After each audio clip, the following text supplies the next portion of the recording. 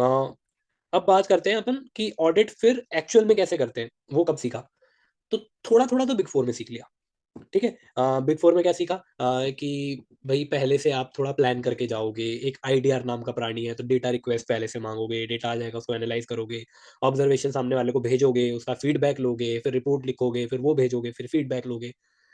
But ये मोर और less ऐसे ही थे जैसे आर्टिकलशिप में कर रहे थे, बस पॉलिश्ड था, थोड़ा-सा सोफिस्टिकेटेड था, थोड़ी फॉर्मेटिंग अच्छी थी, वहाँ एक ही फॉर्मेट होता था हर एक रिपोर्ट के लिए। यहाँ हर क्लाइंट के हिसाब से अलग है, अलग-अलग तरह के डेक बना रहे हैं, ये डिफरेंस था। क्लाइंट थोड़ा अलग स्केल पे काम कर रहा है, बट काम वही था।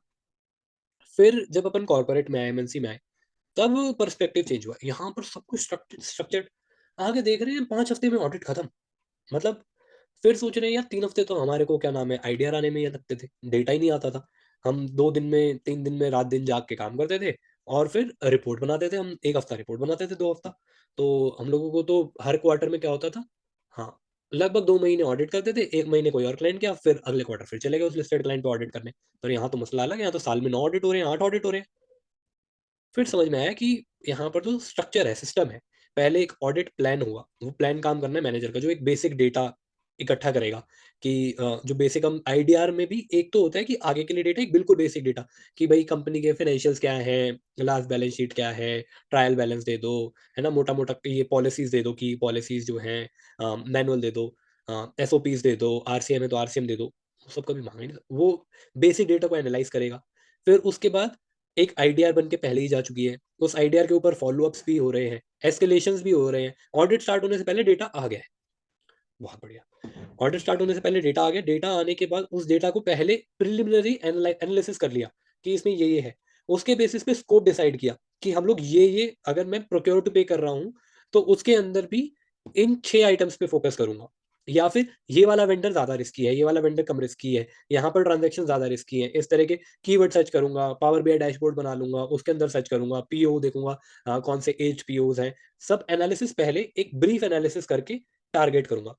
फिर मैं प्लान बनाऊँगा, मेजरमेंट प्लान बोल लो, ऑडिट प्लान बोल लो, उसके अंदर स्कोप, सब स्कोप, क्या-क्या काम करना है, क्या-क्या रिस्क है, इसके अगेंस्ट क्या आईडीआर है, किस पर्सन से बात करनी है, इसके लिए कौन से मेरे कंट्रोल हैं, आरसीएम के अंदर क्या लिखा हुआ है, वो सब मैपिंग पहले से बना के देनी पड़ेगी किसी को आपको। तो हम जो वो बिना हथियारों के पहुँच जाते थे ना ऑडिट करने, हाँ, लाओ क्या ऑडिट करना है, नहीं, पहले आपको पूरी एक टूल किट जैसे बोलते हैं मिलेगी कि हाँ, मेरे को ये करना है, ऐसे-ऐसे करना है। फिर मेरे पास टाइम फ्रेम भी लिमिटेड है, वो सबको कम्युनिकेट हो रखा है। एक लास्ट मिनट हम बॉम्ब फोड़ते थे ना, ये ऑब्जर्वेशन ऑडिट ही फैल जाता था, फिर वो दोबारा काम करना पड़ता था, नहीं। पीरियोडिकली ऑडिट ही को बताएँगे क्या काम किया है, क्या-क्या हमारी ऑब्जर्वेशंस आई है। पीरियोडिकली उनसे जो-जो पेंडिंग डेटा है वो बताएँगे, स्ट्रक्चर्ड है।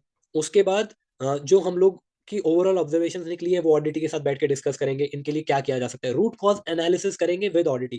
करते ही नहीं थे, खुद से ही समझ लेते थे, अच्छा ये ऐसे होता होगा। मतलब इन अ सेंस करते थे बट इतना डिटेल्ड नहीं करते थे।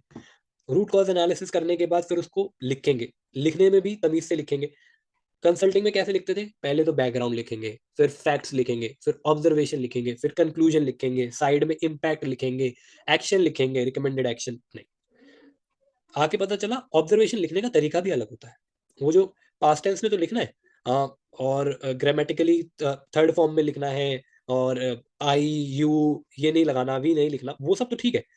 बट वो यहाँ भी सेम है।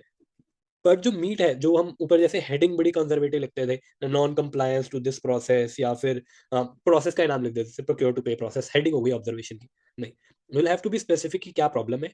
जो आपकी पहली लाइन आ रही है, that should talk about the problem itself, then कितना उसका मैग्नीट्यूड है, देन उसका किस पॉलिसी से रिलेटेड है एंड देन आप नोट्स दोगे कि अच्छा भाई ये बैकग्राउंड था या फिर अगर बहुत ज़्यादा क्रिटिकल है बैकग्राउंड समझाने के लिए तो उसको नोट्स से भी लिंक कर सकते हो या पहले ब्रीफली बता भी सकते हो।